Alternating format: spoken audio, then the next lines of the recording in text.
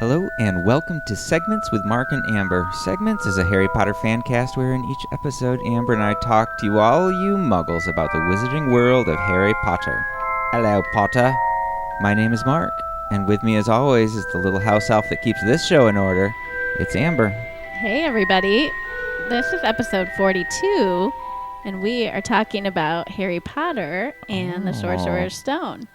You know how I get a little nervous when you do a joke in our intro, though. I just want to clarify that Segments is a podcast that's for comedy and entertainment where we talk about many different things. This being our first book club episode where we're talking about Harry Potter. And it's the beginning of just a new era of the podcast wherein we talk about Harry Potter every single week and read from excerpts from our Harry Potter fan fiction. Oh, my mom just gasped and shook her head. Her favorite podcast is changing. That's not true either. None of that is true, but it's magical. Mark is just a hilarious guy. I was doing one of my jokes. So for episode 42, we are going to have 3 different segments. We're going to talk about our own Harry Potter background story, our Pottermore profiles in segment 1. And in segment 2, we're going to have a little Potter in the news. And segment 3 is a book reflection. Yeah, I thought using the term book reflection, Amber, would take some of the pressure that you're feeling. I am. That is kind of surrounding this idea that you somehow have to... I'm not even sure what it is that you think. I just don't want to let anybody down. Nobody wants to be let down. I need to be fully comprehensive and cover every cool part of this book, and I don't know if I can. That seems highly unlikely. Yeah, that'll give people a chance to comment, though. Let us know the parts that we end up leaving out. Yeah, what did you think was important that we missed, or Right. what's kind of your different take on Hagrid? That'll be great. What have you? So if you do want to contact us or leave feedback, you can find us on Facebook, Instagram, and Twitter at SegmentsCast, or you can email us segmentscast@gmail.com. But Amber, before we get into the magic, let's talk a little bit about feedback. Yeah, last episode, our not Harry Potter episode was all about Tom Hanks. Right. Was Tom Hanks in Harry Potter? Could he have been? Oh, he would have crushed it. Tom Hanks is Dumbledore? Yes, please. Dumbledore, no. Yeah, man. Maybe Quirrell? Maybe Quirrell. Maybe Flitwick. Filch? Filch. Oh, he could do anything. That's the thing.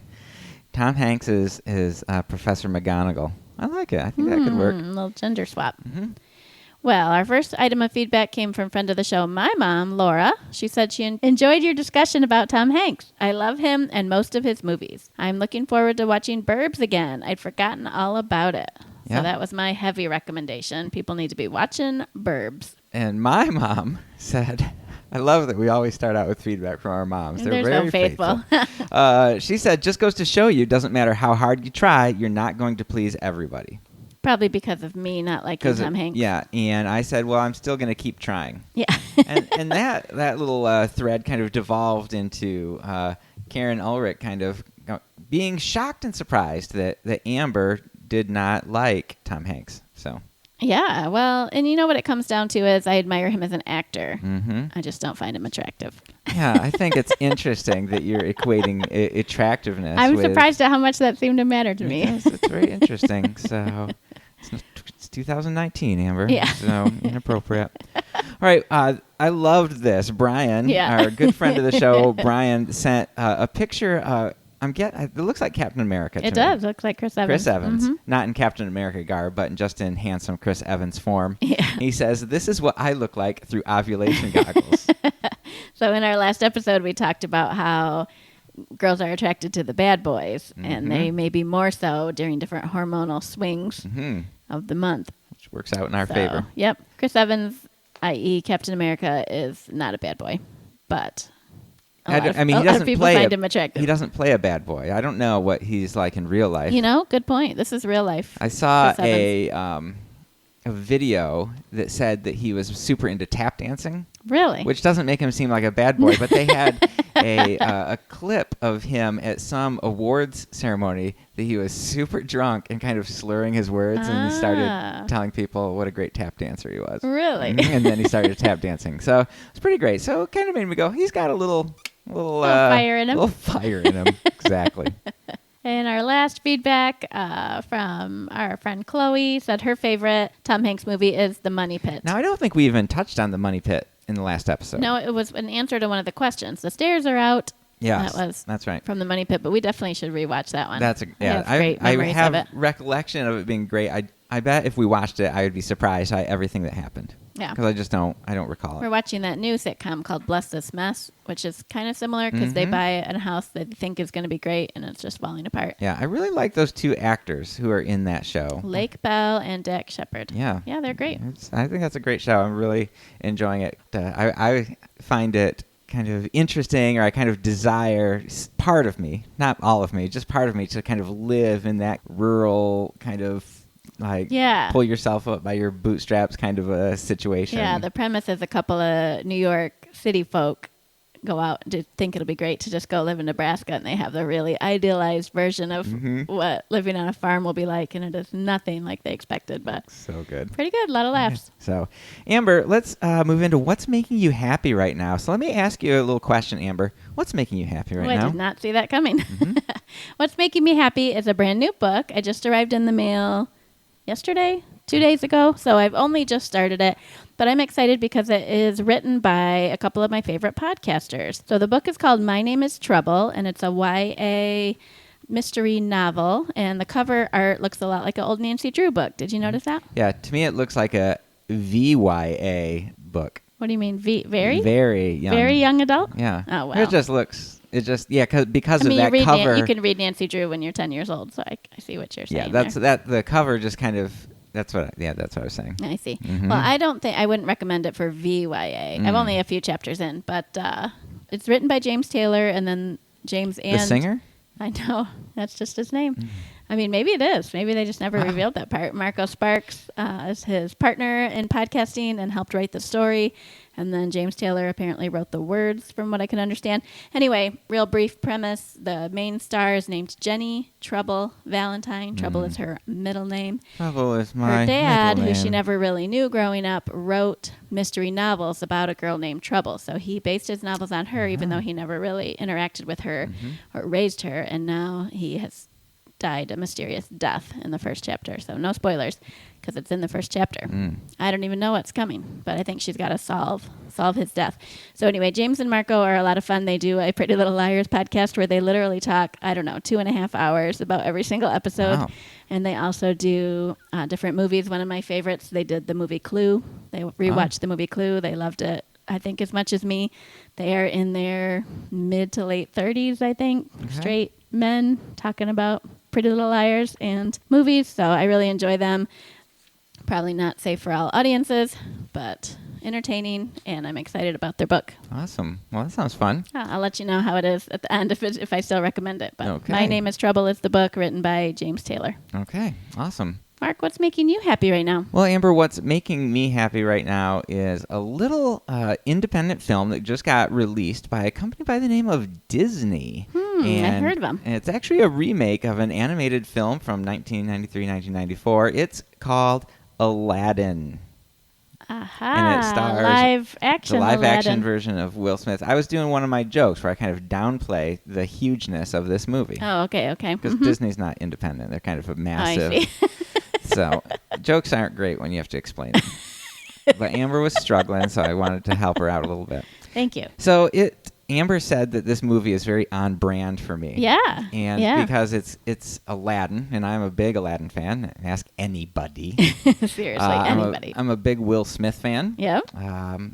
From the days of Parents Just Don't Understand and beyond, I've been a fan. And it was fantastic. It really was good. I am excited. This Tuesday, I'm planning to go see it again. I can't believe that. That's how good it was. And it wasn't was it as good as the original animated? Probably not. It's just different, right? Yeah. And the challenge is that Will Smith had to fill the shoes of Robin Williams. And Robin Williams, I mean, this was just an incredible performance that he did, right? I mean, it was just iconic. Yeah, he is the genie. And so Will steps into those shoes, and I thought he did a great job. It was a really nice blend of paying homage to what Robin Williams did. There's a lot of similarities, but he definitely put his own spin on it, and the Will Smith spin is always delightful. Oh, yeah. He just was Will Smith, and he just did his funny Will Smith stuff. And they changed some of the lyrics a little bit here and there. They added Jasmine had a new song in it. Jafar didn't have his song that I liked. But the part of the movie that I loved, and I loved the animated version, was the parade of Prince Ali coming in to meet Jasmine for the first time. And I was excited to see what they did with this because the original was so over the top. And well, they absolutely captured it in an amazing way. Numerous scenes in the parade and throughout the movie looked to me kind of shot for shot from the animated film. And they had this flurry of ostriches and these cooks and bakers and the golden camels and all this, and Apu was turned into a big elephant, and it was just so much fun. I just thought it was fantastic. I'm really excited about it. I would give it 2 thumbs up or 5 stars or 10 out of 10. Wow, that's all the probably way. Too much. It's not quite that good, maybe, but it's not perfect actually, but it's really, really good. I really enjoyed it, so I'm gonna go watch it on Tuesday. You guys want to join me? Cool. I remember you saying that you just wanted to immediately rewind the parade scene and watch it again as soon as it finished. Yeah, so it was very good. My favorite scene happened right after the parade, when the genie and Aladdin were being introduced in the court. Oh, that was so It's really good. funny. That was so good. So get ready for some laughs at that part. Yeah, and I thought that Naomi Scott, who played Jasmine, was great. Oh, absolutely. I thought Aladdin was good. I thought he was fine. Oh, yeah. And, I think he was. But, Jafar was good. I missed some of the Jafar and Iago scenes that we get in the cartoon. I think there's less Jafar and more Jasmine, and it ends up playing out great. Anybody else, did you, every time you looked at Jasmine, think of Buffy the Vampire Slayer? I didn't, but now that you say Sarah it. Michelle Gellar, to me, she looks exactly like her. Yeah, it was great. So I read that people find Jafar very attractive. I heard that too, and there was times when I could see that. I mean, certainly more attractive than the cartoon version. He might be a little too much of a bad boy, though. There's a fine line. Amber likes to thread the needle of the bad boy. Ask me again during a different week of the month, and I'll tell you how I feel about Jafar. Segment 1, Our Potter Story. All right, Amber, in this segment is where we kind of introduce our history with Harry Potter. Yeah, let me do it again. Harry Potter. Hello, Harry. Is that good? Oh, Does that sound it's like real that? good. It's real good. You can say that with such kind of your disdain. Oh, Harry Potter. ooh, that's kind of my Snape. Yeah, good one. Anyway, they're all similar. So this is where we tell our history with Harry Potter, and I thought it would also be fun to tell what our Pottermore profiles are. I think it would be fun. I think that would be fun. Yes. So, all right. So Amber, why don't you start? Okay, I bet your history is more broad. It's a little bit more broad, but I haven't been able to pin down exactly when I started reading Harry Potter. I did some research. The first book came out in 1997, which would have been when we got married. Oh. And I remember hearing the buzz. I remember that young elementary students were just eating this book up and couldn't wait to read it. My mom was teaching 3rd grade. It was hugely popular in 3rd grade. I think you could get it right off of the Scholastic book order. Whoa. So in my mind, it was just a children's book. Mm-hmm. And, we got married young. It was a stage of life where I was proving that I was an adult. And I didn't need to read a child's book. Exactly. Plus, there was a lot of controversy over the witchcrafty part of it. We, of course, disclaimer, do not believe that real witchcraft is a good path.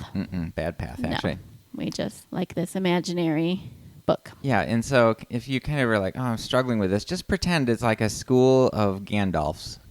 Oh, because who could be more righteous? And Aslans. Does that help? It helps me. Okay, good. So anyway, I think what I did is when I saw the previews for the first movie is when I started to read the book. So that would have been 2001. There'd already been, I think, 3 books had come out by then. So I went and started to read those and then was able to catch up and read The Goblet of Fire as soon as it came out, which would have been the 4th book. And from then on, I ended up doing midnight releases for the books. So we did a midnight release at Barnes & Noble for Harry Potter and the Order of the Phoenix. Okay.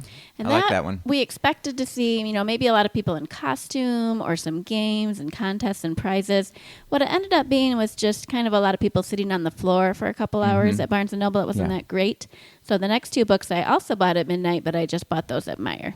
Yeah, I thought it was fun. I remember going to Barnes & Noble with you and that you were really into the Harry Potter series. I wasn't. Yeah. I feel like I had the movies started coming out at that time. Yeah, so that was 2003. We'd already had 2 of the movies. All right, so I'd probably seen 2 of the movies. Right. Yeah, and I liked the movies. There's kind of these fantastic stories. Yeah, we've always enjoyed fantasy stories. And we like movies, and you're always looking for something fun to watch in the movies. Yeah. And I enjoyed them, but I never had any interest in reading the books. No, I noticed that. And part of your personality, maybe a little bit of your bad boy streak, is that you refuse to get into something that is hugely popular. Correct. A lot of the time. Exactly. Unless you found it first. It's a little hipster of you two. Yeah, I'm pretty cool like that. I forgot. But now you've come around and decided to read the books. Yeah, for the good of the podcast. For the good of the podcast. And my own edification. Yeah. So I liked them. They're real easy. The first ones are nice and short. It's just a very easy to get into the world right away and really enjoyable. I loved rereading it. It felt very comforting, like visiting old friends. So, Amber, is in your story, was this kind of the beginning of your, or maybe not your, but our culture's approval of adults reading YA novels? Oh, 100%. Yes. Because I went directly from this into Twilight, and then from there... You've read Twilight? Listeners will know. Then from that into all these post-apocalyptics kind of... Zombies and Hunger Games and all of that. Yeah. Yeah. It opened up the YA section to be okay to read as an adult, for sure. All So what's your history? Do you want to do my history and then our Pottermore Yeah. profiles? Okay, so my history is, I guess we've really touched on a lot of it. Yeah. Which we have magically woven it together with Amber's history. That was because beautiful. Our lives are intertwined. They are. When we became married. The two became one. The two became one. Mm-hmm. And so our Potter stories are similar in the movies. We watched all the movies together. Yeah. And then I started reading the books for this. And I didn't read the book. I'm listening to the audiobooks. Oh, there you go. Yeah. And I can't remember the audiobook author or the narrator's name. Holly from church was talking about it last night. He's a great reader. He's got that British accent. You wouldn't want Harry Potter to be read by somebody without a British accent. No, I don't think you would.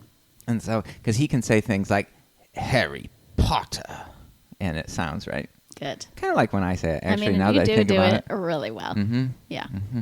So yeah, I guess that's my whole history, and now I'm really excited about reading it. It's been fun. I'm excited about diving into kind of talking about some of my takeaways from the book. I found the book more enjoyable than the movie.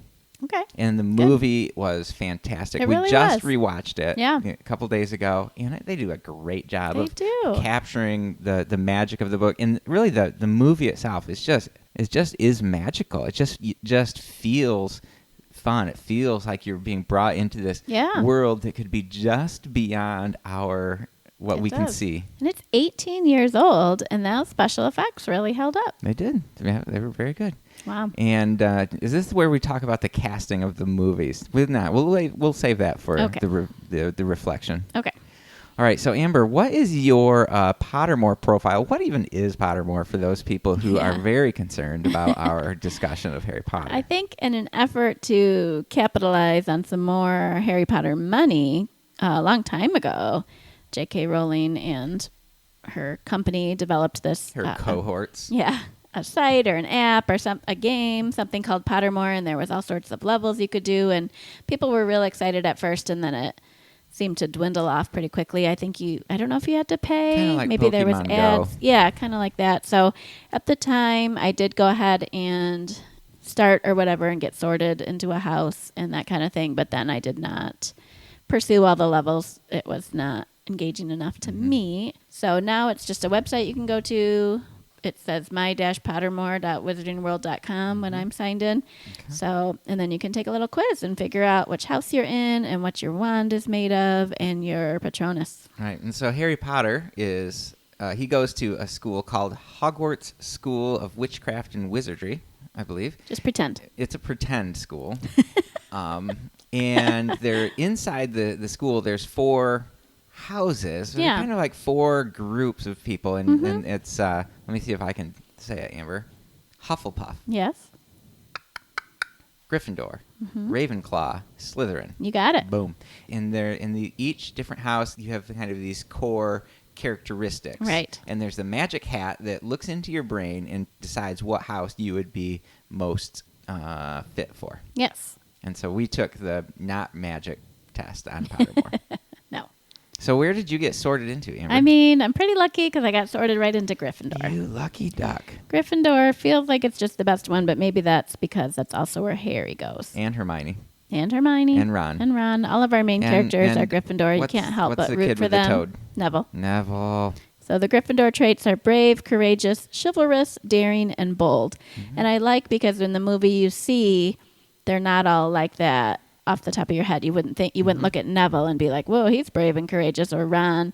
But they end up showing those traits when they really need to. And I feel like that's what would happen for me. If Yeah. I was really in the situation facing a troll or a 3-headed dog, I would probably become brave and chivalrous. Oh, absolutely. It's like, and they're all different. All those Gryffindors are different personality types, right? And I think it's like, say, what's the colors? Do you remember what their colors are? It's like maroon. Yeah, maroon and gold. So say you go into Home Depot and you want to you say, I'm going to get red, right? Or I'm going to get maroon. And you go in there and there's a million different shades of it. Right? Ooh, yeah. You could be a very light shade of red, or you could be a very dark shade of red. Okay. And so you have all of this kind of different shading within the world of Gryffindor, or any of the houses, really.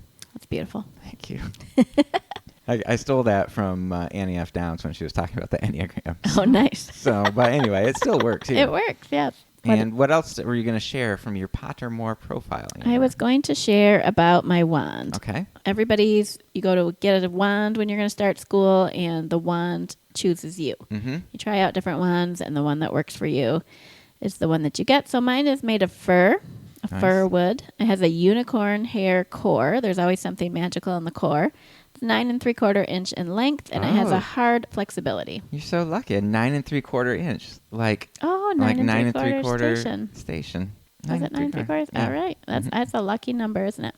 So, yes, it is. All right. Well, Amber, my Pottermore profile is that I was a Ravenclaw, Ooh, which I think is pretty good. that's the second best, I'd Yeah, say. I think so.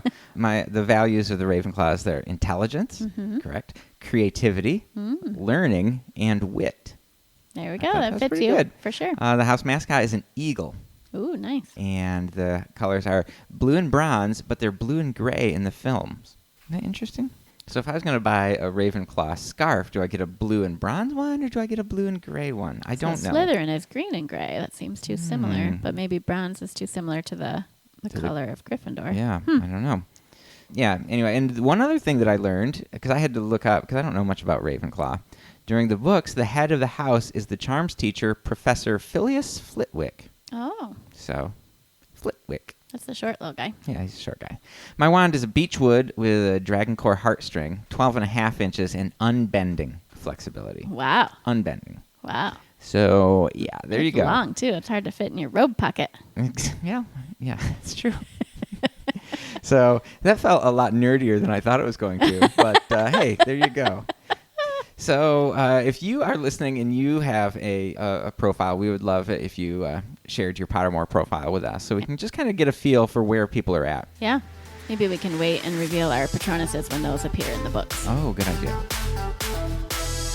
Segment 2, Harry Potter in the News. Amber, this is the segment where we talk about how Harry Potter is still infiltrating pop culture and our regular culture even today. Absolutely. And I know you have an interesting article to share, but I had a real quick tidbit. Okay.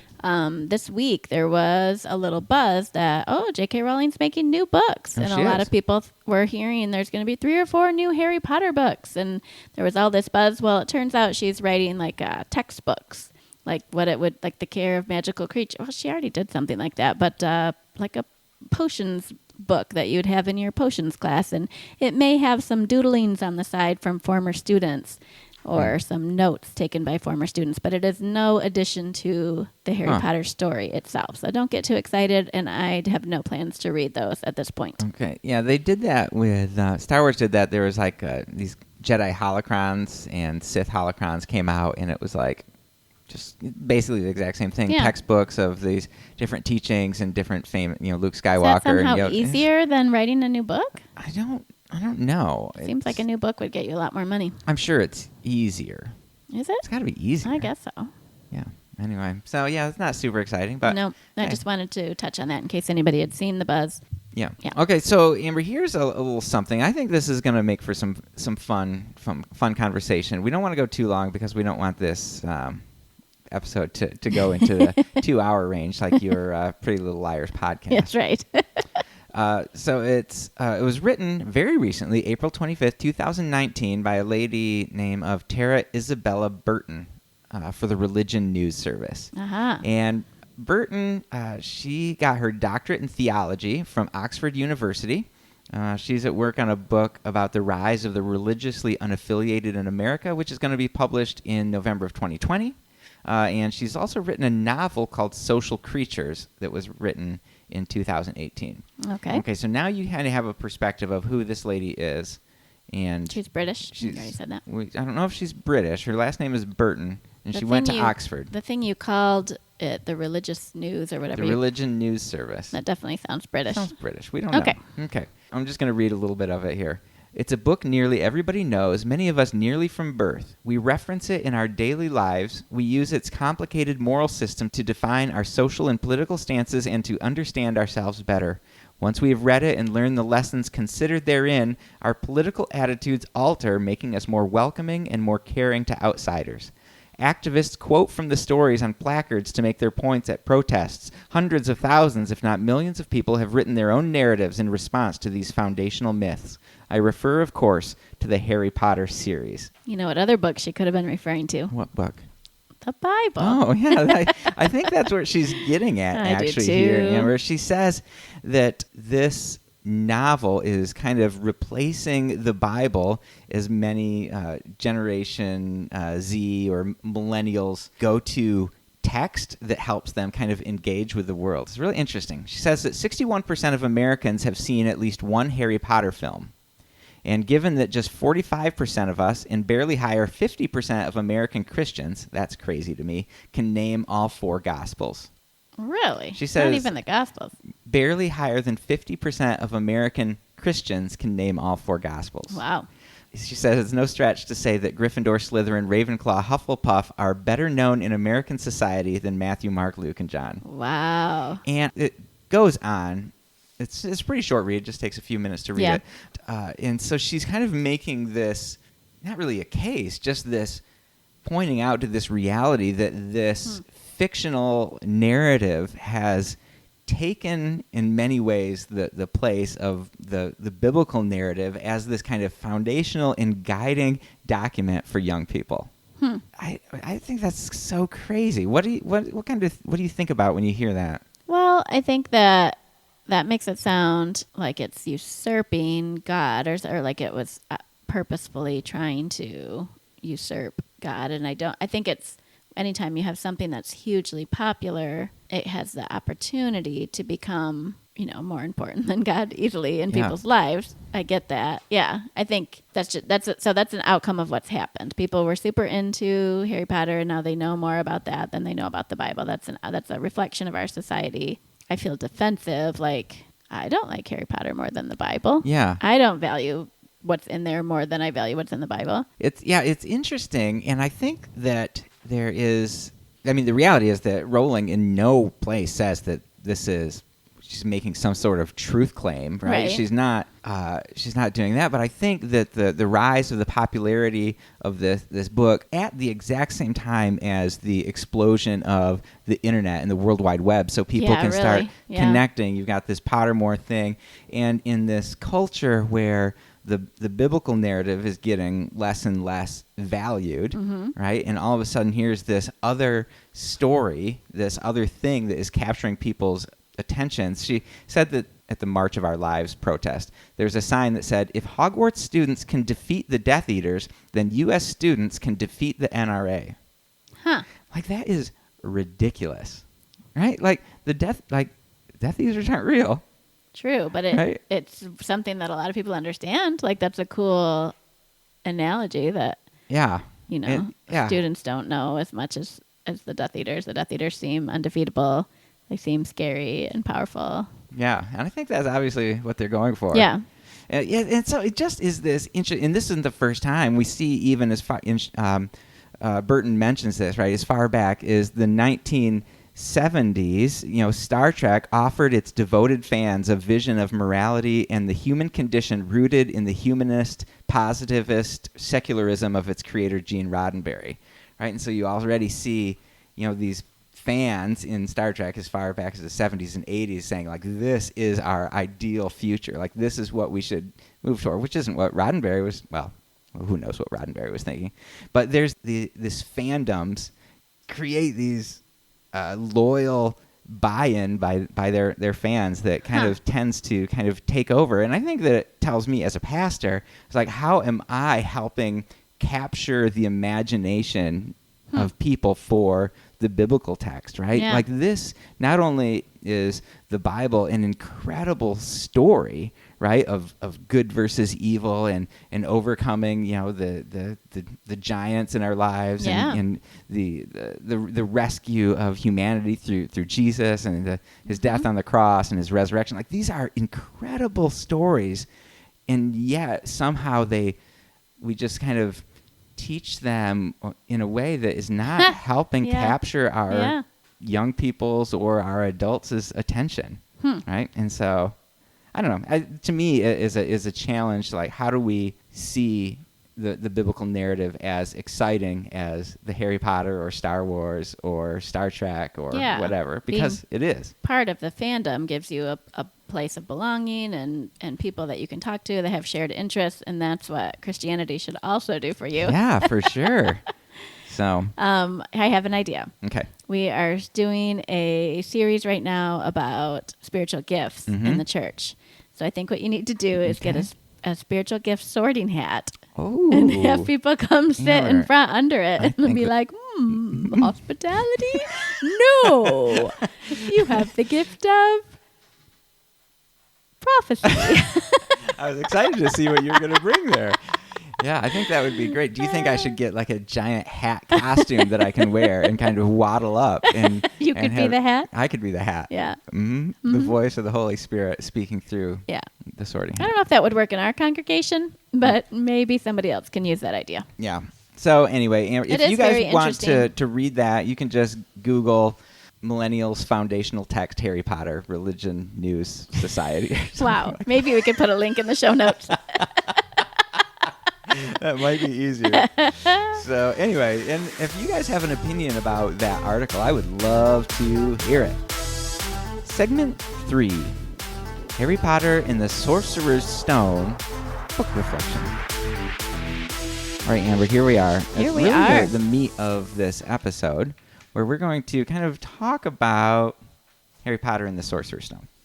Did you know that in Britain it was released as Harry Potter and the Philosopher's Stone? Yeah, I did know that, but why did they change it? Well, the Philosopher's Stone was a real legend, if you will. I will. That alchemists, alchemy back in the day, Yep. which was an early form of science, Mm-hmm. Trying to mix chemicals and things and create things. There was a legend that you could find this Philosopher's Stone that would turn any metal into gold. So a lot of alchemists were trying to find it or create it. Mm-hmm. It was a thing that people thought was attainable, but it was a legend. Okay. So in Britain, it makes sense to call this a Philosopher's Stone because that is what it one did. of the it can change metals and it can make the elixir of life.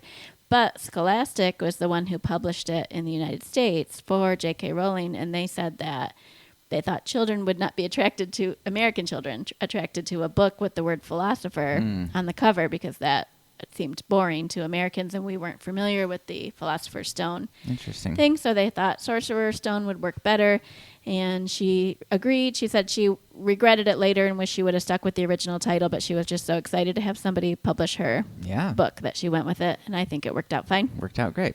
Did they change it in the story, in the narrative, to Sorcerer's Stone, or did they still say Philosopher's Stone in the? I think the whole thing is Philosopher's Stone. In this book that you're holding right here, it says Philosopher's Stone inside? No. In here? Okay, that's what I meant. I didn't know if they just changed the title and didn't change the words in I'm holding the American book, so mine's all Sorcerers. It's all Sorcerers. The British ones throughout are all Philosophers. Okay. I think they also changed some of the terminology about whether something's a baseball bat or a Bludger? something like that. Mm-hmm. Yeah. Yeah. Just to reflect the different cultures. But Interesting. Yeah. Yeah, so just a little note here at the top. This is going to be laden with spoilers. Not just from this book, Harry Potter and the Sorcerer's Stone, but from all 7 books in the series. Yeah, part of the fun of rereading or reading for us is to think about what's coming, what we know is coming, what we can remember. And so if you don't want to be spoiled about what's going to happen in the Deathly Hallows, I would just hit pause and get caught up on your reading, and then come back and Read join a few us. thousand pages, and then come join us. Yeah. So welcome back to those who just finished the entire series, and now I feel like we can really jump in. So I never read the book before, so this is my first go through the novel, and I thought the beginning section was great. It was quite expanded from what we saw in the movies, but you really got to see Harry's life there on Privet Drive, whatever, and you got to really see kind of the nastiness of the Dursleys. Yeah, you see his magical drop-off, Dumbledore and McGonagall and Hagrid dropping him off. You can tell something happened. There's just enough intrigue there to let you know there's some real interesting things coming, and then you just plunge into the horribleness that is Harry's life, living under the stairs with all the spiders and... Yeah, do you think that Dumbledore actually thought that the Dursleys would read that note? Because he left Harry on the step of their front door in the little baby basket at 1 year old with a note about what was going on. And obviously they read it. But do you think that he assumed that they actually would tell Harry the truth? I give Dumbledore credit for knowing everything, so I feel like he did not. I feel like he just figured Harry would be okay. And yet he still thought that this would be the best place for him to grow up. And he says something like, if he grew up in the wizarding world, everybody would know his name and there would be too much pressure on him. Yeah, that's interesting. And so it was better for him to grow up in this kind of oppressed state under the stairs at the Dursley's house. Yeah, which seems like it wouldn't be better for anybody. I used to think he was there to protect him, but now, I mean, just rereading and rewatching, it seems like everybody knew that Voldemort was out of the picture, more or less, when they brought Harry there. Yeah, because there's a lot of celebration going on. Yeah. Yeah, and they really, you see that a lot in the book, less so in the movie. But in the book, people are celebrating, they're shooting off fireworks, there's people in what's his name? Father Dursley. Vernon? Yeah. Vernon's on his way to work, and he sees all these people in robes, right? And he is kind of, I hate people that are weird, right? And he's just the book really kind of portrays him as the most normal of normal people. Sure. Like, obviously, he's completely, he's mean, and he's misspirited, but he's boring and mundane. Like, he's the muggliest muggle that there is, right? He is the muggliest. And he's just... He doesn't want the magical world to exist because obviously he knows about it. Yeah, I don't think he knows a lot, but he knows it's there, and he's actively worked at finding out nothing about it his entire life. To the point of him, I think that there's a part of him that actually has convinced himself that it's not real. Yeah. That it's all made up and all these people are crazy, right? People, and sure. Even as he sees, Harry grows his hair back after he gets that terrible haircut. He makes the glass in the reptile house disappear. There's one scene where they talk about he was running away from Dudley and his gang, and he ended up on top of the school building or something. Yeah. And all this stuff happens, and he gets so mad because it's coming against his Yeah. narrative that says, no, that's not real. Yeah. And so it just infuriates him all the more. Yeah, you're right. It's not even just mad that he's doing magic when he doesn't want him to, but mad because it exists. Yeah, because he doesn't want to believe it exists. Yeah, Absolutely. That it's is what's happening. So what kind of comes up in your mind as you're thinking through the books, or do you want me to continue going through kind of some of my notes? Well, I know you have some chronological notes. I just made a couple notes about the movie at the beginning, but I do think the Dursleys are just really interesting to watch. You don't figure out until they're encountering Hagrid that Petunia had some experience with her sister. Yes, I think that is very interesting. I do too. And so in Petunia, we discover it's chapter 4 of the book, The Keeper of the Keys. Harry had just been getting all these letters, right? Oh, that was these letters great. Yes. start coming in, and he's so excited. He's like, His who first sent me ever letter. Yeah. Who would be sending you a letter?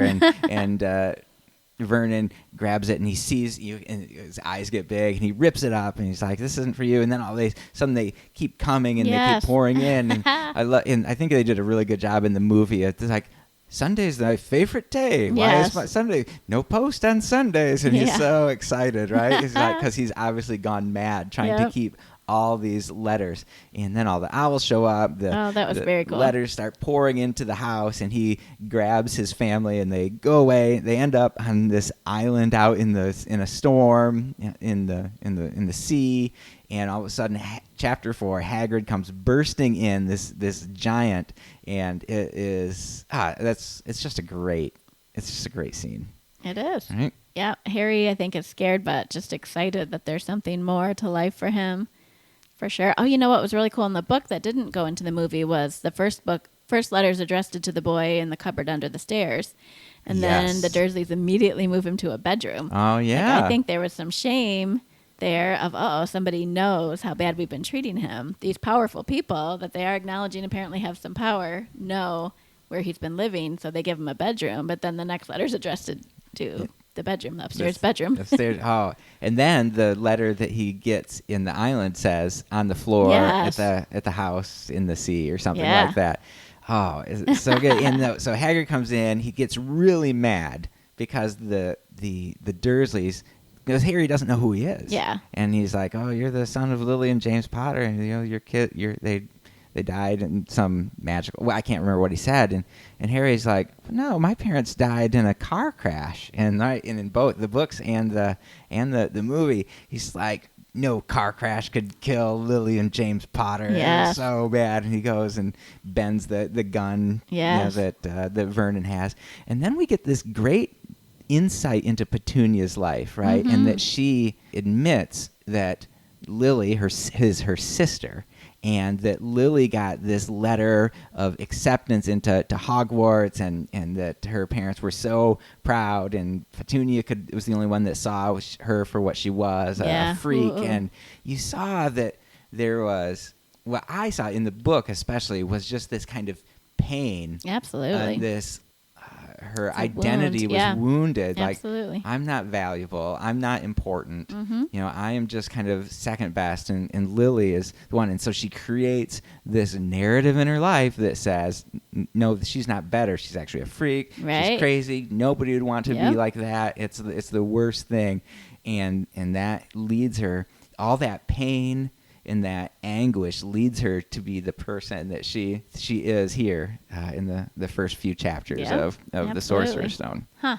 Yeah, and I think that that's kind of one of my core things, right? Is this whole idea of identity, and so I kind of can relate to Petunia because, like, I can see, my brothers weren't accepted to a school of witchcraft and wizardry, but I do have had a number of people that were very close to me that had great honor. That something great happened to them, and the correct reaction would be to be proud of them and to be Right. happy for them. And there's something in you that is like, their success it's actually stealing something from me. Yeah. Which is not true. That's a lie. But that's what it kind of feels like. And so Right. Petunia had taken that and put that down deep in her heart, and it was just nasty. So we all want to get rid of that junk. Absolutely. So we want to celebrate with those who celebrate and weep with those who weep. So Hagrid takes Harry from the hut and brings him to Diagon Alley. Yes. So I love Diagon Alley. That's very cool. And so in their first... Sort of like an alternate universe. It's inside London, but separate. I don't know how it... Yeah, and to get into Diagon Alley, they're in London, and they go to a little tavern or a little pub or something. But in the book, they say, nobody noticed it. It was between two buildings, and everybody walked between, down the street, and they never saw that one. Yeah. But Hagrid goes in, and this is great. He goes in with Harry, and he's talking to people, and all of a sudden, everybody in the tavern finds out that it's Harry Potter. Everybody's coming up. He has no idea that anybody should know who he is. And so they all come shaking his hand, and my name's this. It's so good to meet you, Mr. Potter. And he recognizes one guy with his top hat. He's like, oh, I remember you, years ago. I saw you in this one thing. And he's like, Harry Potter remembers me. Harry Potter remembers me. And he's so excited. And Harry is starting to kind of go, oh, wait a minute. There's something in my past. There's something in my history that is bigger than I realize. So, and then he does the magic. Oh, and that's where he meets Professor Quirrell for the first time. Oh, yes. Poor stuttering Professor Quirrell. With his turban. With his turban that smells like garlic. And you just think of him as another weird person in the tavern. Exactly. Mm-hmm.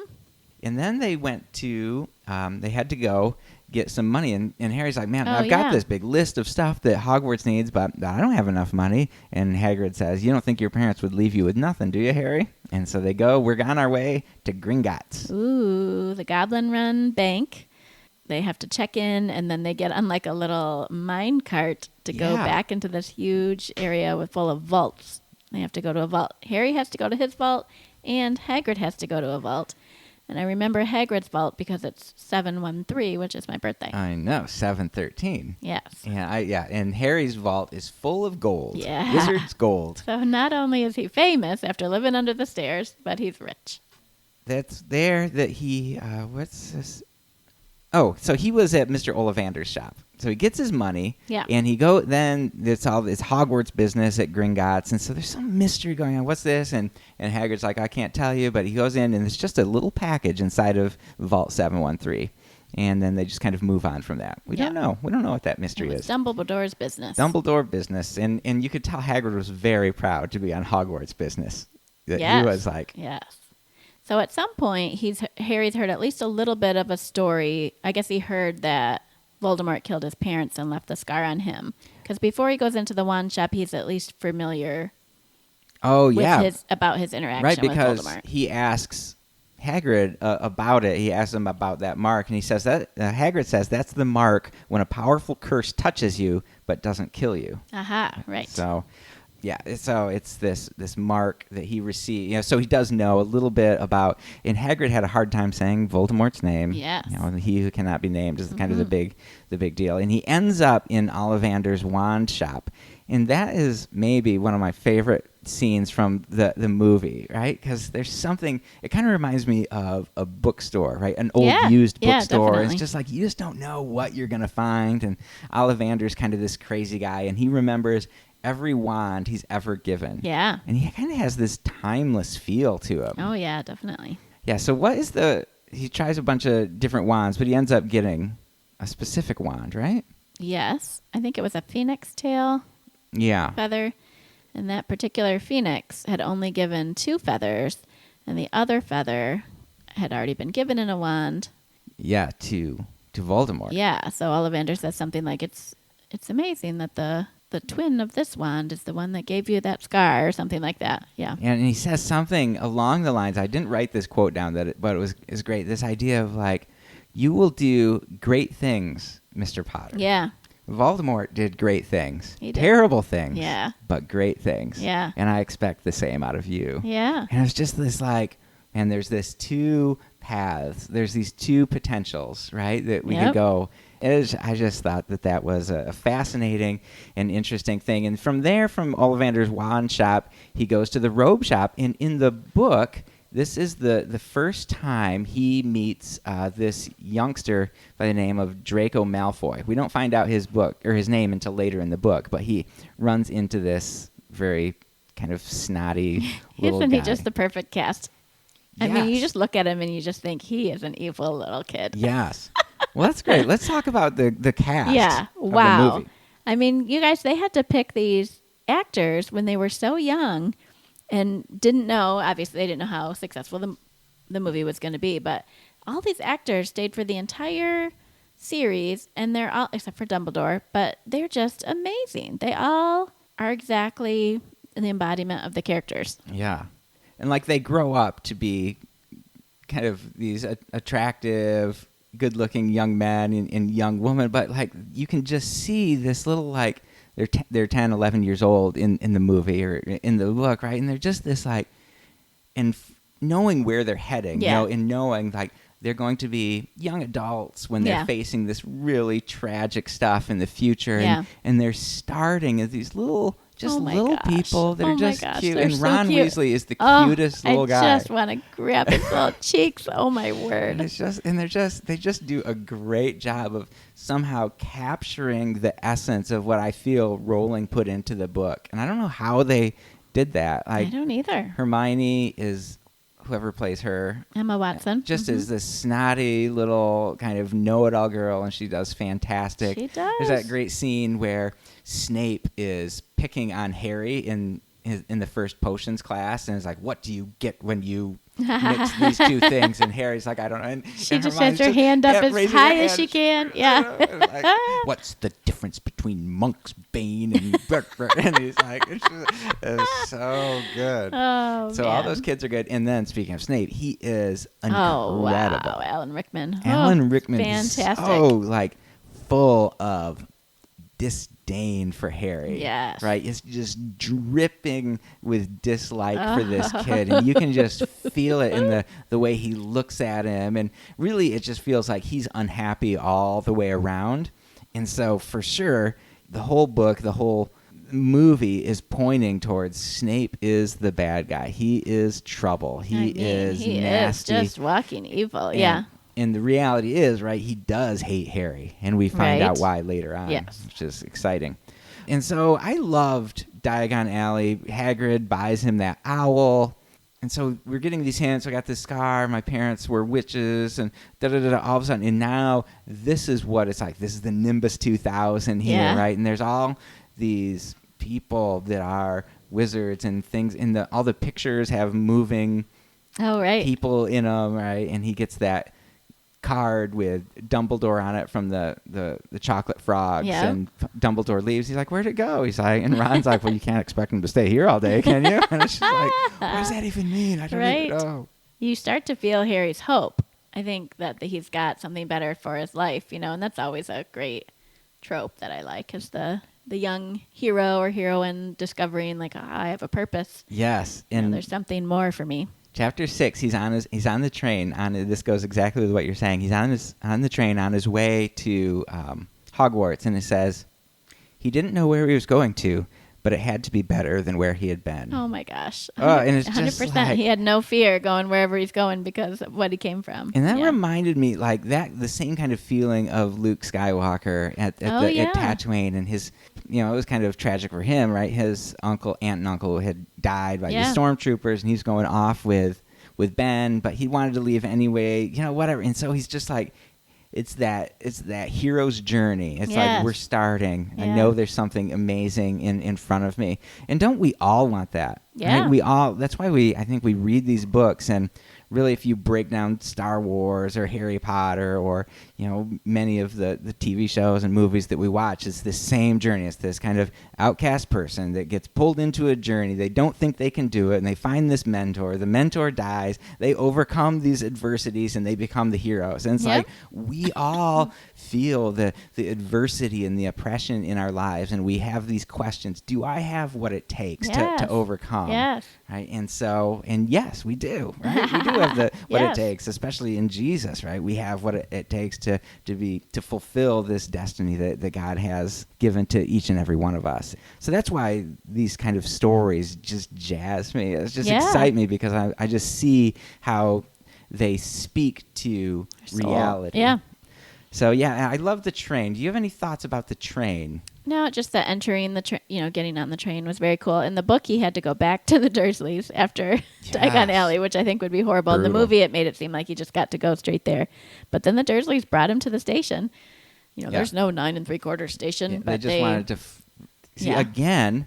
They're like, there's no magic, and like they're literally on their way to London to get the pig's tail removed, yeah. and they're like, there's no magic. Yeah. They're deluded into saying that this supernatural realm doesn't exist. Interesting, even though it was literally right in their face. There's something there.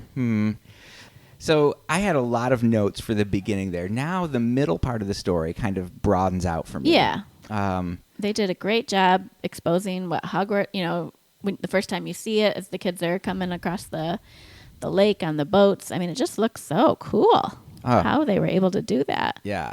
And just feeling that nervousness, like I'm super excited. Harry was excited. He knew where he was going was good. But just all these first years are like, this is where we're going. My folks aren't here. Can you imagine sending one of our kids at 10, 11 years old, like to some magical school somewhere, and you're like, well, we'll see you next year. Don't go on the third floor because you would die a horrible death. Have a good school year. Oh my goodness!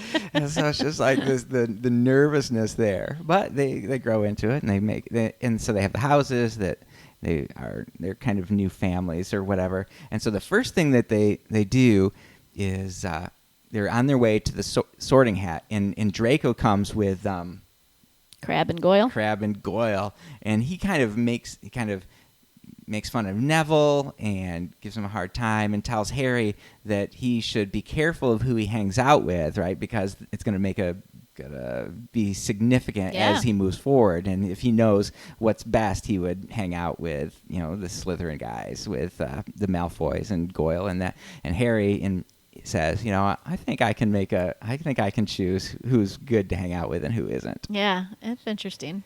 And what if he would have gone into a room on the train with Malfoy and Crabbe and Goyle, and he didn't know anybody? I think you're getting to the Sorting Hat in a minute, but the Sorting Hat goes back and forth between Slytherin and Gryffindor. He could have gone one way or the other. And, I definitely think he's a Gryffindor at heart, but there was enough in him that could have gone towards the Slytherin side. I think so too, and even he could have become bitter of everything that had happened to him and used that. That's absolutely true. So the Sorting Hat is kind of looking into that, and he's like, because Harry says, right, not Slytherin, not Slytherin. And the Hat kind of calls him on it. And he's like, are you sure? Like great wizards come out of Slytherin. You could be great, and they would help you. Yep. Right? And he's like, all right, well, fine. And we'll put you in Gryffindor. Oh, yay. And imagine if there's this like celebrity, right? Because he's 11 years old, but he's a massive celebrity. Yeah. And one of the houses is going to get up. And like Gryffindor is like, oh, this is it. We've got Harry Potter. It's going to be so good. And that big hall is fun, and he said he'd never seen this much food in his entire life. The feast just appears in front of you, and there's floating candles, and the cieling is enchanted to look like the outside sky, and it's just so cool. It really is. You got all the teachers there, and Harry turns and he's looking up at all the teachers, and he sees Snape, and Snape is talking to Quirrell, but he makes eye contact with Snape, and all of a sudden his scar just is shooting pain. Yeah. I was like, oh, why? What's going on? Oh, it's a mystery. Interesting. And but I think it's as spoilery. Right. Quirrell is standing right there. Yeah, you don't notice with his that back at first. to him, the back of his turban, looking right at Harry. Yes, very interesting. Very interesting. So they do some classes. We have that horrible Snape class. Then they learn about Quidditch.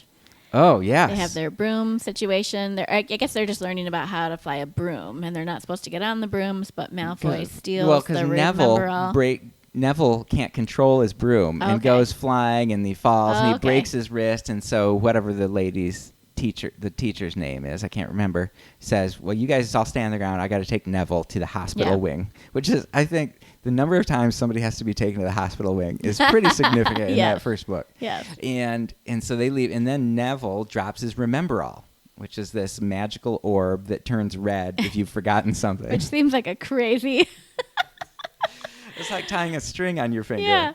What's it there for? It's like, oh, and Neville's like, that's great, but I can't remember what I've forgotten. Yes. I love Neville. And I think he really steps into his own in, is it Order of the Phoenix, where there's the secret room that they're Dumbledore's army kind of a situation. And he's brave in this book. Yes. In his own way. Mm-hmm. But like, and so we kind of know where Neville is going. Yeah. And he's one of my favorite characters. He's great. So Malfoy takes them a Remember All, and then Harry's got to chase him around, and he ends up making a crazy dive to catch it. When McGonagall sees that out the window, and immediately grabs him, you think he's in trouble, but no, he's recommended for Harry Potter, come with me. And she Quidditch takes him team. to, and she goes in Wood. I think is in I don't know, Snape's class or something. She's like, "Can I see Wood?" And she's like, "I found your seeker." That's a good McGonagall. Look at you. Look at me. And so then Wood takes him out, and he's got the big chest. He opens it up, and there's these 4 balls or whatever. Oh my gosh, it's a little bit of a complicated game. Yes. Yeah, I loved it. And then they made it work. I mean, imagine reading the description. It was so complicated in the book. And you know Harry's supposed to catch the snitch, but then there's all these other players on the team, and then they created that in real life and made it fairly interesting to watch.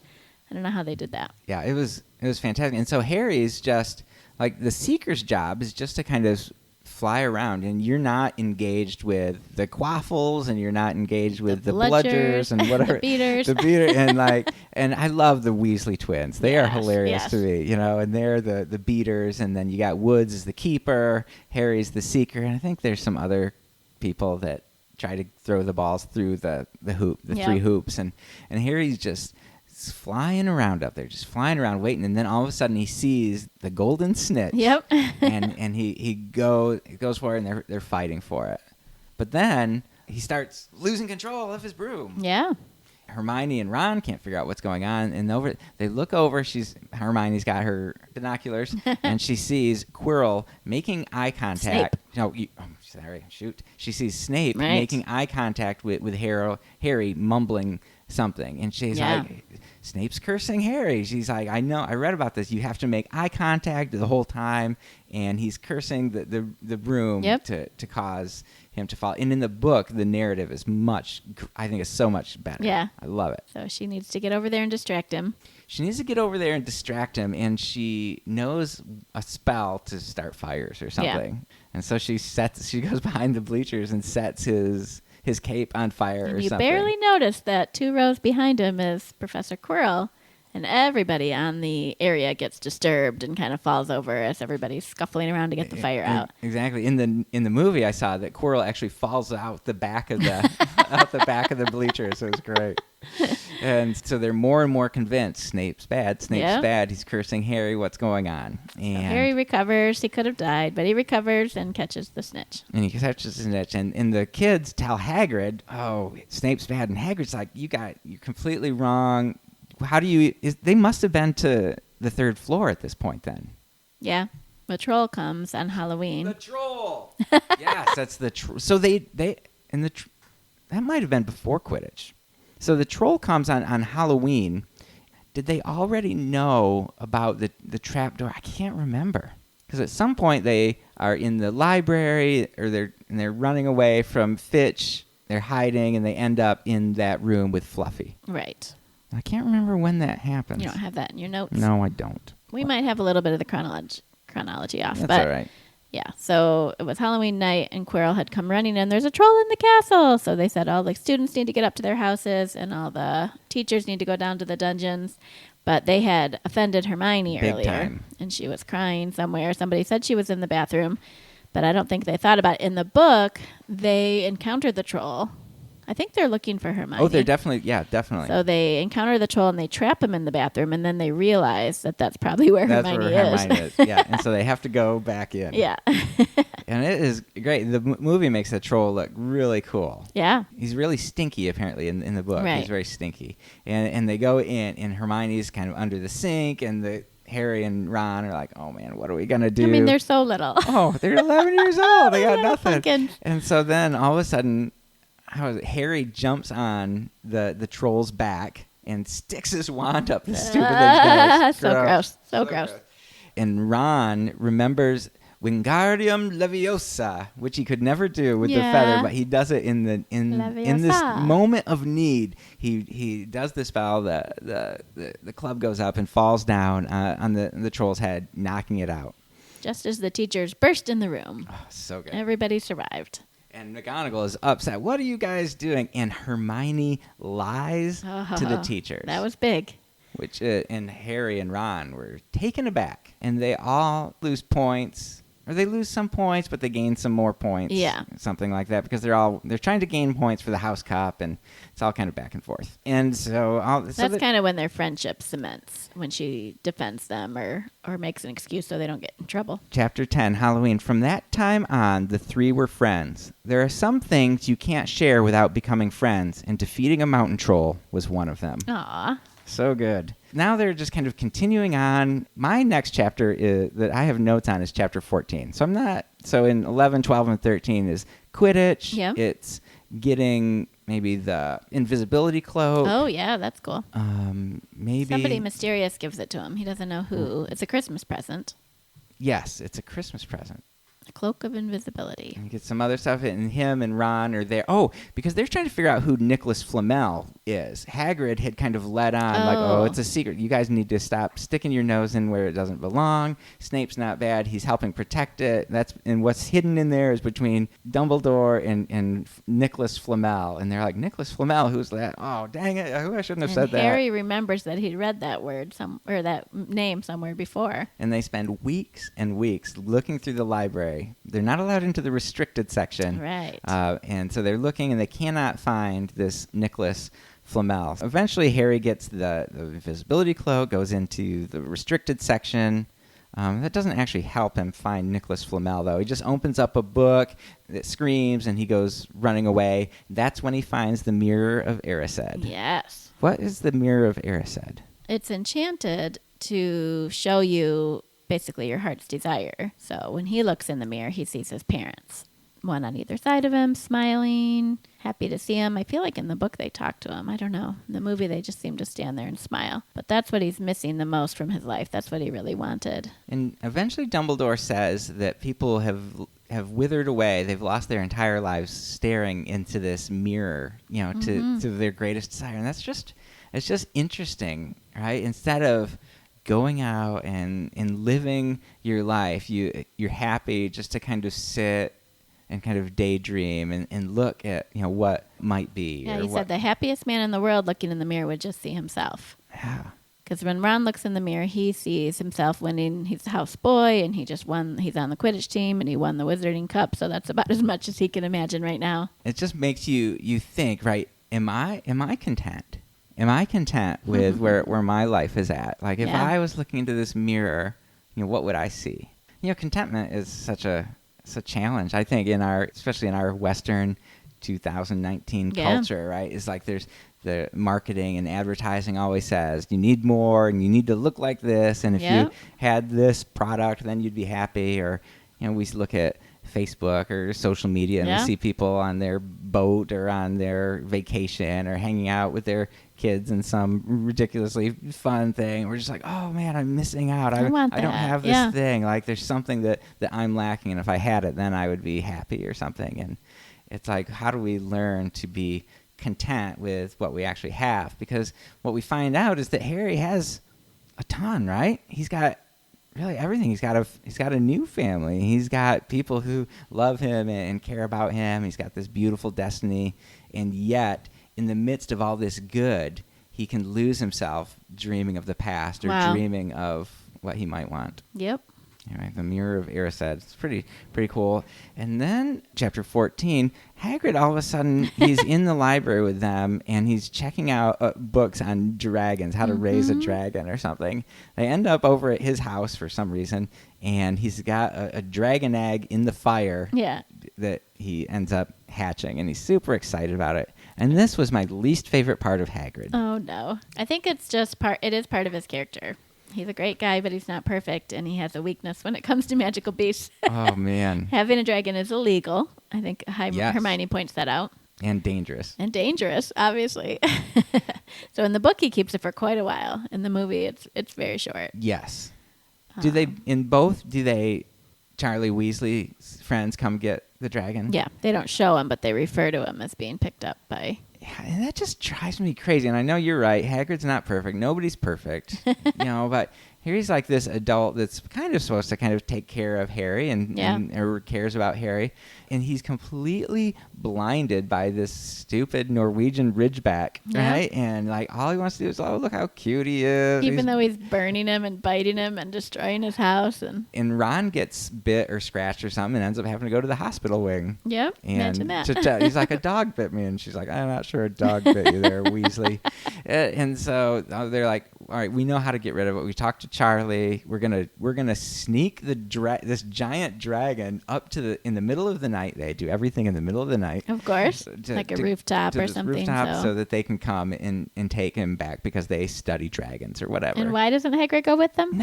That is what drives me crazy. Like Hagrid, he's so despondent over losing Norbert that he's like, all right, 3 11-year-old kids, take the big dragon, and you could get kicked out of school, but I'm too sad to care about you because I'm a big selfish oaf. Oh. So that's my hot take on Hagrid. Yeah, I could see that angered you. But luckily they have that invisibility cloak. Luckily they do. So the reason I think this is in there, I mean, it does give you a little character development for Hagrid, but it's because Harry starts to think about, wait, how did you get this dragon egg? And you ran into someone in town who wanted to give you this dragon egg.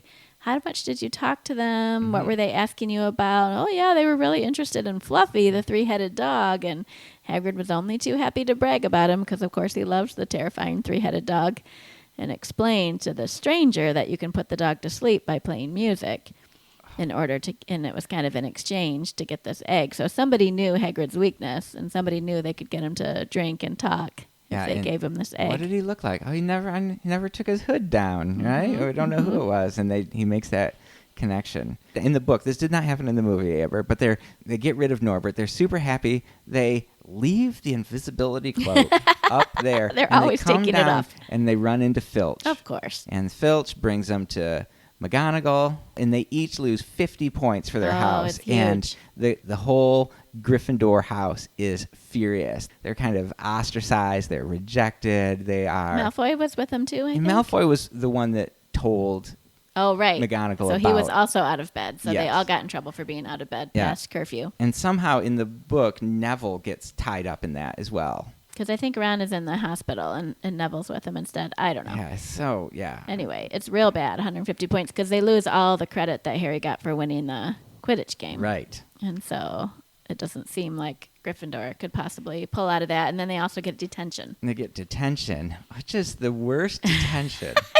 Amber, what was the detention? I was reading an article about it, and they were like, that was the only part that made me so mad. That's the most dangerous detention you could do for 11-year-olds. Exactly. So Filch brings them out to the forest. They have to go with Hagrid into the enchanted forest in the middle of the night to see if they can figure out what's killing unicorns, which is like the most evil you could possibly do. It's like unicorns are nearly impossible to catch, and so it's got to be some massively terrifying monster that's out there. If you kill one, it literally takes part of your soul or something like that. You live a half-life. It's just like, it's like, what is going on? And then Hagrid splits them up. Yeah. It's like him and Harry and Hermione go in one way, and then Neville and Malfoy and Fang, Hagrid's dog, go somewhere else. I'm like, what are you doing? It's like Hagrid's got like a crossbow and stuff, and it's a little bit different in the book, but the same thing happens, right? And Harry ends up stumbling upon this monster that is drinking this dead unicorn's blood. Yes. And it kind of the book is great. It rises up. It's very scary. Floats across the land towards him until some centaur comes to to save him and Yeah. scares the thing away and says, "You're safe now, Harry." Centaur's a little creepy too. Tells Harry he's not safe. The book makes the centaurs seem weird. They're like I think he was pretty weird in the movie. He was pretty weird in the movie, but in the Hagrid kept asking a question to the older centaur in the book, and he's like, "Mars is certainly bright tonight." Yeah. He says that over and over again. What's going on with these centaurs? And nothing really happens to that. And so it felt like kind of a loose thing. It was like, oh, it's just interesting, weird old centaurs. Right. It was crazy. They're right in that stupid forbidden woods. Bad detention. So funny. And Hagrid's ridiculous. So they know, I think the centaurs basically clue them in that it's got to be Voldemort. You know, who do you know that would be happy to have this half-life? It's somebody who was basically dead anyway, which would have been Voldemort. It's okay to have this half-life until he can get a full life, and they know that if you have the Sorcerer's Stone, you can get the elixir of life. So they're starting to put it together after talking to the centaur, but they know that as long as Dumbledore's in the castle, they're safe. Then they discover, right, that Dumbledore is... So they run... Oh, yeah, that's right. They run to McGonagall. We need to talk to Dumbledore. She's like, he just got an urgent owl that said that they needed him at the Ministry of Magic. And they're like, oh, man, that's wrong. We'll go tonight. Us 11-year-olds. 11-year-olds will go tonight through the trapdoor that the three-headed dog is guarding to stop Snape from getting the Sorcerer's Stone for Voldemort. Yes. It's so good. And this is where it really kind of the big grand finale starts. And they get in there, and in the book, they have to play a little flute. In the movie, they say Snape has bewitched this harp, and the dog, the Fang, is asleep. And they open the trapdoor and jump down. And they land in the Devil's Snare, which is like a plant, and as the more you try to wriggle away, the more it snares you. So Hermione remembers, well, she tells them to be calm in the book, and they kind of fall through and they're calm, but it's also afraid of the light. So she makes a light with her wand, and it releases them. Yeah. What I liked in the book was that she knew it was Devil's Snare, and she knew that it hated fire or hated light or whatever, but it was like Ron and Harry that were like, you know the fire spell, do the fire spell. So she was smart, but she was too freaked out to to work think together. They had to work together, exactly. So they overcome that, and then what's the second room that they go to? Is it the key or is it the chest? The key? Yes, you're right. It's the key. It's definitely the key. Okay. And so there's a broom there, and there's this room full of flying keys. Flying keys, yeah. They almost look like bugs. And there's a locked door. And somebody needs to fly in the broom and catch the key that they want. That's very challenging. Whose skill is that? Oh, hey, look at that. It's the Seeker. And so Harry Potter does it, la-di-da, and they get through that door, and all of a sudden it's this giant wizard's chessboard. Wizard's chessboard. And throughout the book and a little bit in the movie, we see that Ron is very good at wizard's chess. Yeah. And so he jumps on a knight and has Harry take one spot and Hermione take the other spot because they need to play their way across the chessboard. Mm-hmm. But wizard's chess, you make a move, and then the characters are enchanted to literally, slice each other with swords and things. So that happens in this big life-size chess as well. Somebody takes another character, a pawn or whatever, and they're literally chopped in half and turned to dust. And so we have our people, Harry, Ron, and Hermione, that are characters on the chessboard, knowing that if they get taken, they're going to get killed. They're going to get killed. It's a serious game. So what is your take? I'd love to hear your take on Ron in this part of the book. So he knows how to get the game really close, and it gets to the end where he's on a knight. Is that what he said? He's on the horse, the knight, and he knows that if he moves forward, the queen will take him, but then Harry will be able to take the queen on the next move. And he decides, really without any hesitation, to sacrifice himself for the game. And Harry and Hermione both realize, but they're in a hurry and they're scared, and they just have to come to the decision that, this is what we've got to do. And Ron takes a step forward, and sure enough, his horse is immediately sliced in half, and he falls to the ground. It's just Samwise Gamgee. It is, isn't it? It's Ron Weasley. It's these kind of heroic partners, these kind of sidekicks that are willing to make this kind of ultimate sacrifice for the good of their friend or for the good of this absolutely the overall mission or whatever. And it's just because Ron, I love Ron, right? But he's always living in Percy or the twins' shadow, Oh, yeah. right? Mhm. And he's poor, and he doesn't really have a lot going for him. He never gets anything. He's got all the hand-me-down clothes, and he's not great. very good at magic, right? And he's just kind of getting through barely. Right. But all of a sudden, you see the majesty of his bravery, right? Yep. The Gryffindor heart coming up and saying, "Yep, I will. That I will was very take the cool. hit." Oh. Yeah. And so he takes the hit. Harry moves up, says checkmate, and they move in. And he says, Hermione, you get Ron and go send an owl, get Dumbledore back here. I'll try to slow down Snape. So now he's all by himself. And so he goes into this dark cave thing, and it's all dark, and he just sees somebody standing in front of the mirror, and it doesn't look like Snape, and it turns around, and it's not Snape. It's Quirrell. He's, you? And he can't believe that it's Quirrell. And he's like, nobody would expect stuttering Professor Quirrell. It's just like, and he's just vile and mean. But then he just starts talking without the accent, or the he's stutter. Just like, get over here, Potter. And, it's so... And you could hear kind of a disembodied voice that says, use the boy. And so he has Harry look in the mirror. The mirror bear said Dumbledore had moved it so that it couldn't tempt Harry any longer, and apparently he put it down here. Harry looks in the mirror, and he sees the Sorcerer's Stone. He sees himself grab it, I think, and put it in his pocket. Anyway, he sees it go into his pocket, and then he feels it in his pocket in real life. Yeah. But he has to act like he didn't. Yeah. So then Quirrell wants to know what he sees, and he says, "Oh, I see myself winning the house cup." Or whatever. Yeah. And he's like, he said, he lies. Yes. That's my Voldemort. That's a good one. Thank you. And he says, let me talk to him. And he's like, you're not strong enough, Master. Yeah. But he takes off his turban, he turns around, and he's got the face of Voldemort in the back gross. of his head. Oh, so gross. And it's terrifying, right? And and Voldemort knows that Harry knows how to get the Philosopher's Stone, and yada yada. And a fight ensues.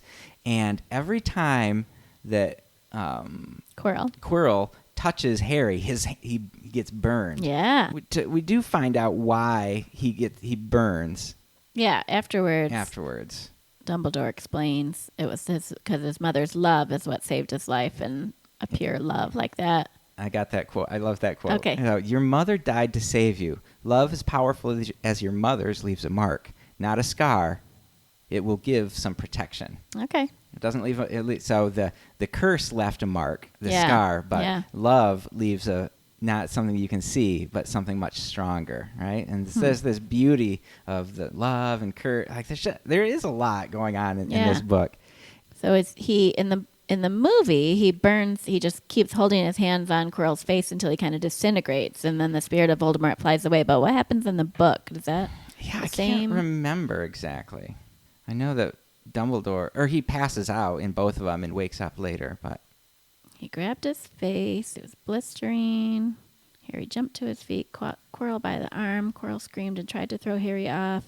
Voldemort's yelling, "Kill him, kill him." He felt Quirrell's arm wrenched from his grasp, knew all was lost, and fell into blackness, down, down, down. So I think Dumbledore showed up in the book because he was already on his way back. In the book, he says that as soon as he got to London, he knew something was wrong, that he hadn't really been summoned. So you're saying that in the book, it's implying that Dumbledore defeated Quirrell. I think so. It doesn't say what happens. Then Harry just wakes up in the infirmary. Yeah, obviously in the movie, it's very clear that he defeats Quirrell. Oh, he said, no sooner had I reached London, it became clear to me the place I should be was the one I had just left. I arrived just in time to pull Quirrell off of you. Oh, so Dumbledore does save him. Interesting. It does make a little bit more sense that the 11-year-old isn't going to totally defeat the Death Eater. Yeah.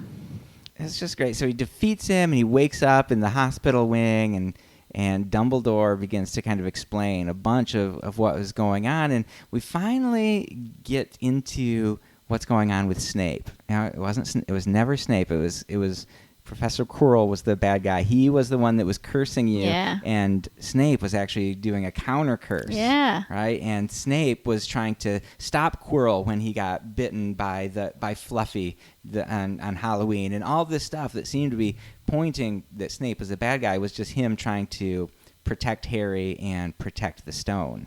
Because he hated Harry's dad. Yeah. And he couldn't. Harry's dad saved him. Is that what it is? Harry's dad saved his life. Yes. And so he felt like he owed him. Yeah, and that infuriated him. So if he could protect Harry, then he felt like he could go back to just a pure hatred of James. Yeah.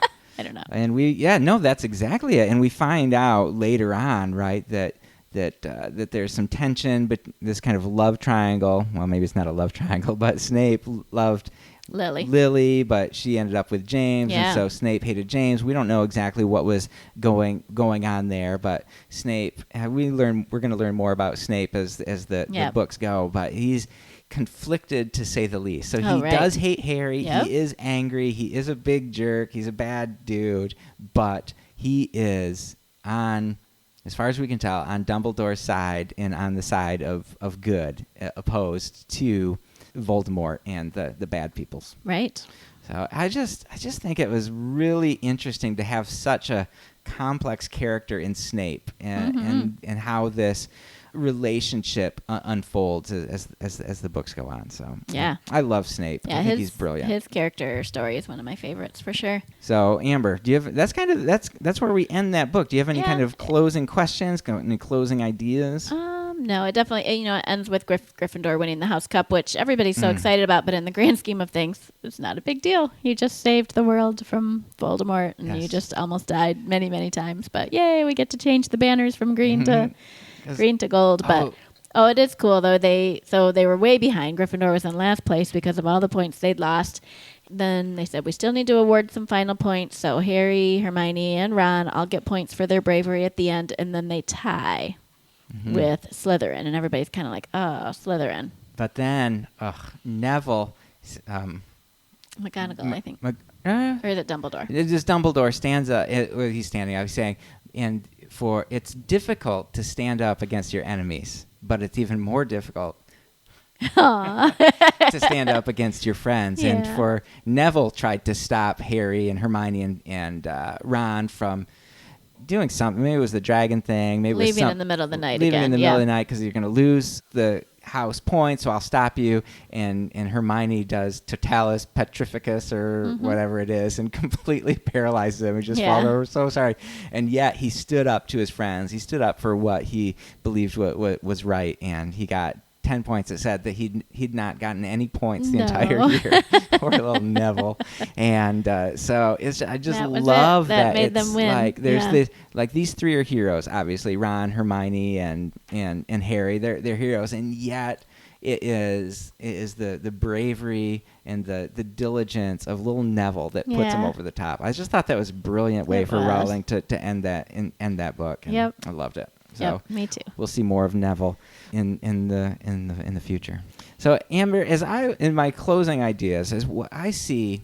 I was thinking, what is the overarching story? What is Rowling trying to communicate through this book? And I really felt like it was a story of the value of friendship, right? And really believing in yourself. Right? You see that happen. Harry feels unworthy, unimportant. He's a nobody, but we find out, no, you're actually a great wizard, right? You just have to step into your destiny. Identity, and into your identity. And we see you have to believe in yourself in all the rooms leading up to fighting Voldemort at the end.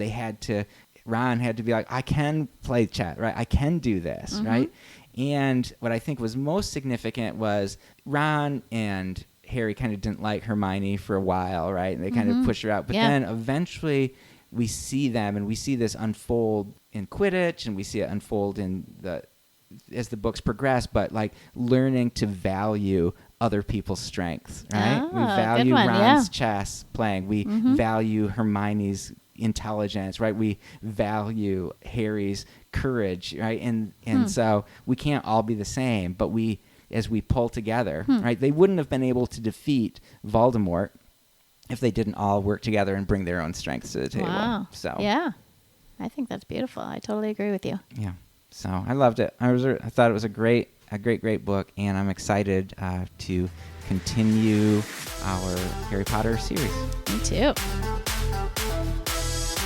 So we just definitely want to thank you guys for joining us. We want to hear from you. What do you think? What were your favorite parts?